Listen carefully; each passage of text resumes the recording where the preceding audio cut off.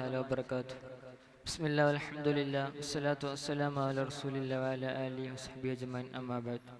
ബഹുമാനപ്പെട്ട ഉസ്താദുമാരെ, അതുപോലെ തന്നെ എൻ്റെ ശബ്ദം ശ്രദ്ധിക്കുന്ന മുതഅല്ലിം സുഹൃത്തുക്കളെ, നമുക്കറിയാം 4 ഖലീഫമാരുടെ ഭരണത്തിന് ശേഷം ഇസ്ലാമിക ഭരണമായി വന്നതാണ് ഉമവിയ ഭരണകൂടം.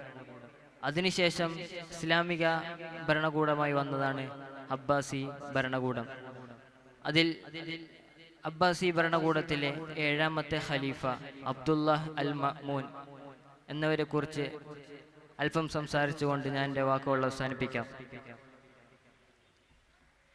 AD 786 സെപ്റ്റംബർ 14 ബഗ്ദാദിൽ വെച്ച് അബ്ബാസി ഖിലാഫത്തിൻ്റെ 5ാമത്തെ ഖലീഫയായിരുന്ന ഹാറൂൺ റഷീദിൻ്റെയും അദ്ദേഹത്തിൻ്റെ വെപ്പാടിയായ മരാജിനുമായിട്ടാണ് അബ്ദുല്ലാഹിൽ മഅ്മൂൻ ജനിക്കുന്നത്.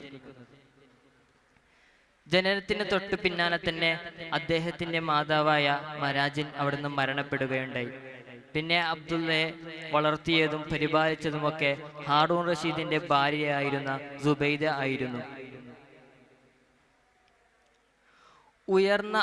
ഉയർന്ന അബ്ബാസി വംശജയായ ഖലീഫ അൽ മൻസൂറിന്റെ ചെറുമകൻ എന്ന നിലയിൽ, ഒരു യുവ രാജകുമാരൻ എന്ന നിലയിൽ അബ്ദുള്ളക്ക് എല്ലാവിധ വിദ്യാഭ്യാസങ്ങളും അവിടുന്ന് ലഭിക്കുകയുണ്ടായി. അറബിയിലും അദബിലും സംഗീതത്തിലും കവിതയിലും ഹദീസിലും ഫിഖ്ഹിലും അദ്ദേഹത്തിന് നല്ല കഴിവുകളുണ്ടായിരുന്നു. അങ്ങനെയൊക്കെയാണ് ഹാറൂൺ റഷീദിന്റെ അനന്തര അവകാശി ആരാണെന്ന് പ്രഖ്യാപിക്കാനുള്ള സമയം വന്നപ്പോൾ അവിടെ ഒരു പ്രശ്നത്തിലേക്ക് കലഹിക്കുകയാണ്. ഹാറൂൺ റഷീദിന് സുബൈദയിലൂടെ 2ാമതൊരു മകൻ ജനിക്കുകയുണ്ടായിരുന്നു. മുഹമ്മദ് എന്നായിരുന്നു അദ്ദേഹത്തിന്റെ പേര്. അങ്ങനെ പിന്തുടർച്ച അവകാശം വന്ന സമയത്ത് ആദ്യമായി പേര് വന്നത്, പിൻഗാമിയായി പേര് നിർദ്ദേശിച്ചത് ഹാറൂൺ റഷീദിന്റെ 2ാമത്തെ മകനായ മുഹമ്മദിനെ ആയിരുന്നു. അങ്ങനെ മുഹമ്മദിനെ അൽ അമീൻ എന്ന പേരിൽ ഹാറൂൺ റഷീദിന്റെ പിൻഗാമിയായും അബ്ദുള്ളഹെ അൽ മഅ്മൂൻ എന്ന പേരിൽ അൽ അമീന്റെ പിൻഗാമിയായും അവിടെ നിർദ്ദേശിക്കുകയുണ്ടായി. പക്ഷേ ഈ സംഭവം ഹാറൂൺ റഷീദ് പരസ്യമാക്കി പറഞ്ഞിട്ടില്ലായിരുന്നു. അങ്ങനെ AD 802 ഹാറൂൺ റഷീദും അബ്ബാസി ഭരണകൂടത്തിലെ ഏറ്റവും ശക്തരായ ഉദ്യോഗസ്ഥരും മക്കയിലേക്ക് തീർത്ഥാടന യാത്ര പോവുകയാണ്. ഈ യാത്രയിലാണ് ഈ പ്രഖ്യാപനം ഹാറൂൺ റഷീദ് അവിടുന്ന് പരസ്യമാക്കുന്നത്. തൻ്റെ പിൻഗാമിയായി തൻ്റെ മകൻ മുഹമ്മദ്, അതായത് അൽ അമീന്റെ പിൻഗാമിയായി അബ്ദുള്ള അൽ മഅ്മൂനെയും അതുപോലെ തന്നെ വിപുലീകരിച്ച ഖുറാസാന്റെ ഭരണാധികാരിയായി അൽ മഅ്മൂനെയും അവിടുന്ന് നിയമിച്ചു. അങ്ങനെ ഹാറൂൺ റഷീദ് അവസാന കാലഘട്ടത്തിൽ അദ്ദേഹം രോഗാസന്നമായി കടക്കുന്ന സമയത്ത് ഒരു സ്വപ്നം കാണുകയാണ്. തൻ്റെ സ്വന്തം ഖിലാഫത്തിനെ പ്രചരിപ്പിക്കുന്നതിന് വേണ്ടി താൻ എത്രമാത്രം കഷ്ടപ്പെട്ടു എന്നതാണ് അദ്ദേഹം അവിടുന്ന് സ്വപ്നം കാണുന്നത്. അങ്ങനെ ഹാറൂൺ റഷീദ് അവിടുന്ന് ചിന്തിക്കുകയാണ്, തൻ്റെ രാജവംശത്തിൻ്റെ നന്മയ്ക്ക് വേണ്ടി മുഹമ്മദ് അതായത് അൽ അമീനെ മാറ്റിക്കൊണ്ട് തൻ്റെ മൂത്ത മകൻ അൽ മഅ്മൂനെ തൻ്റെ പിൻഗാമിയായി പ്രഖ്യാപിച്ചുകൊണ്ട് കൊട്ടാരത്തിലുള്ള കുറച്ച് ആൾക്കാരോട് ഹാറൂൺ റഷീദ് അവിടുന്ന് പറയുകയുണ്ടായി.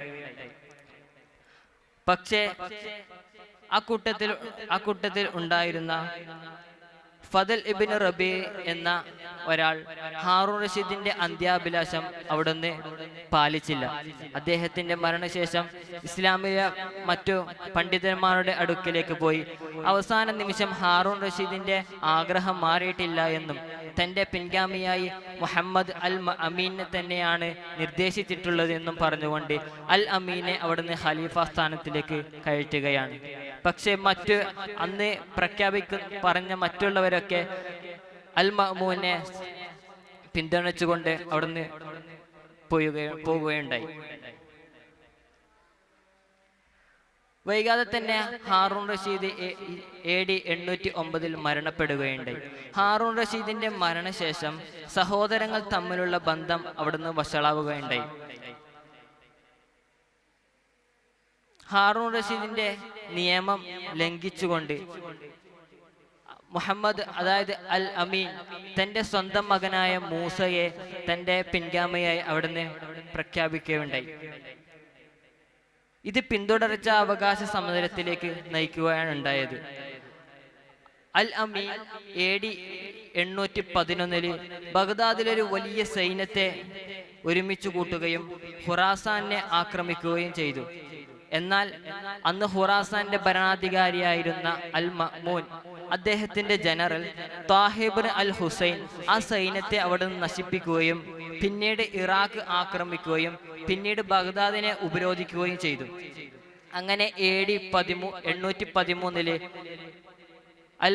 അൽ അമീന്റെ കയ്യിൽ നിന്നും അൽ മഅ്മൂന്റെ ജനറൽ താഹിർ ബഗ്ദാദിനെ അവിടുന്ന് പിടിച്ചെടുക്കുകയുണ്ടായി. അങ്ങനെ അൽ അമീനെ അവിടുന്ന് വധിക്കുകയും ഒരു തർക്കവും കൂടാതെ അൽ മഅ്മൂൻ അവിടുന്ന് ഖലീഫയാവുകയാണ്. അൽ മഅ്മൂന്റെ ഭരണകാലത്ത് പ്രാധാന്യം കൊടുത്തത് പാഠ്യവിഷയങ്ങളിലായിരുന്നു. അദ്ദേഹത്തിന്റെ ഭരണകാലത്തായിരുന്നു ബൈത്തുൽ ഹിക്മ അഥവാ ജ്ഞാന ഭവനം സ്ഥാപിക്കപ്പെട്ടത്. അദ്ദേഹം ബാഗ്ദാദിൽ ധാരാളം വിദ്യാലയങ്ങൾ സ്ഥാപിക്കുകയും അവിടെ അറബി, ഗ്രീക്ക്, പേർഷ്യൻ പണ്ഡിതന്മാർ ചെന്ന് ദാർശനിക ശാസ്ത്രതന്ത്രങ്ങൾ പഠിക്കുകയും ഉണ്ടായി. ഗ്രീക്ക് ദർശകന്മാരുടെ ആശയങ്ങൾ അറബിയിലേക്ക് തർജ്ജമ ചെയ്യുന്നതിൽ അദ്ദേഹം വളരെ പ്രാധാന്യം കൊടുത്തിരുന്നു. അദ്ദേഹത്തിന്റെ ഭരണകാലത്തായിരുന്നു പല പണ്ഡിതന്മാരും ഉയർന്നു വന്നിട്ടുള്ളത്. വിജ്ഞാനങ്ങളുടെ പരിശോധിച്ച് നോക്കുകയാണെങ്കിൽ അൽ മഅ്മൂന്റെ കാലഘട്ടം സുവർണ കാലഘട്ടമായിരുന്നു.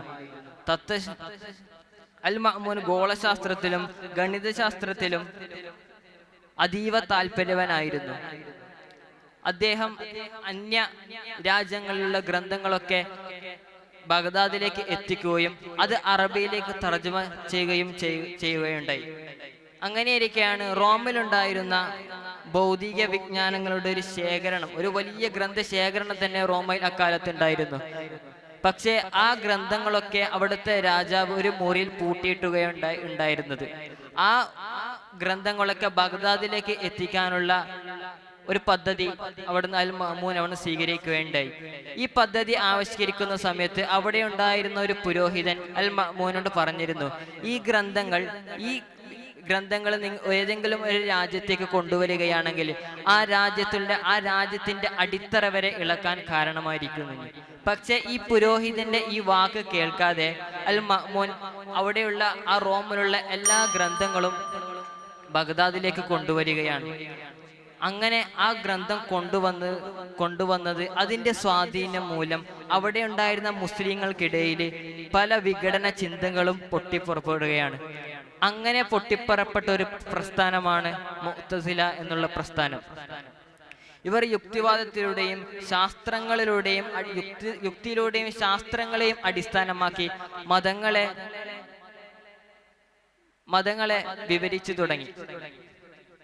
ഇസ്ലാമിക വിധിയെ അവർ നിഷേധിച്ചു കളഞ്ഞു. ഖബർ ശിക്ഷ, മീസാൻ എന്നിവയുള്ളതൊക്കെ അവർ തള്ളിക്കളയുകയുണ്ടായി. ഖുർആൻ അള്ളാഹുവിന്റെ വചനമാണെന്ന കാര്യവും അവർ അവിടെ നിഷേധിച്ചു. ഈ ആശയങ്ങളിലൊക്കെ ആകൃഷ്ടനായ ഖലീഫ അൽ മഅ്മൂൻ മുഅ്തസിലക്കാർക്ക് വേണ്ട എല്ലാ പരിഗണനയും അവിടുന്ന് കൊടുക്കുകയാണ്. അങ്ങനെ അവസാനം ഖലീഫ അൽ മഅ്മൂൻ ആ രാജ്യത്തിന്റെ ഔദ്യോഗിക മതമായി അൽ മുഅ്തസിലെ അവിടുന്ന് പ്രഖ്യാപിക്കുകയാണ്. അദ്ദേഹത്തിന്റെ ഭരണകാലത്തായിരുന്നു ഷിയ ആശയങ്ങളൊക്കെ അവിടുന്ന് പൊട്ടിപ്പുറപ്പെട്ടത്. അതുപോലെ തന്നെ അദ്ദേഹത്തിന്റെ ഭരണകാലത്ത് പ്രധാനപ്പെട്ട ഒരു സംഭവമായിരുന്നു മിഹ്ന എന്നുള്ളത്. ഖലീഫ തന്റെ സ്ഥാപനത്തിലെ മതപരമായ അധികാരം കേന്ദ്രീകരിക്കുന്നതിനും തന്റെ പ്രജകളുടെ വിശ്വാസത പരിശോധിക്കുന്നതിനും വേണ്ടി അവിടെയുള്ള എല്ലാ ആൾക്കാരെയും ചോദ്യം ചെയ്യുകയാണ്. ഖുർആനിന്റെ സൃഷ്ടിയെ കുറിച്ചായിരുന്നു ചോദിച്ചിരുന്നത്. ഇതിനെതിരെ പ്രതികരിച്ച പലരെയും, ഇമാം അഹ്മദ് ബിൻ ഹംബൽ റളിയല്ലാഹു അൻഹുവിനെ പോലെയുള്ള പലരെയും അവിടുന്ന് തടവിലാക്കുകയാണ് ചെയ്തിട്ടുണ്ടായിരുന്നത്. അങ്ങനെ അവസാനം AD 833 ഓഗസ്റ്റ് 9-ന് 40-ാം വയസ്സിലായിരുന്നു അൽ മഅ്മൂൻ അവിടുന്ന് വഫാത്താകുന്നത്. ഇത്രയും പറഞ്ഞുകൊണ്ട് വാക്കുകൾ അവസാനിപ്പിക്കുന്നു. വാഹിർ ദഅ്വാനാ അൽഹംദുലില്ലാഹി റബ്ബിൽ ആലമീൻ. അസ്സലാമു അലൈക്കും വറഹ്മത്തുള്ളാഹി.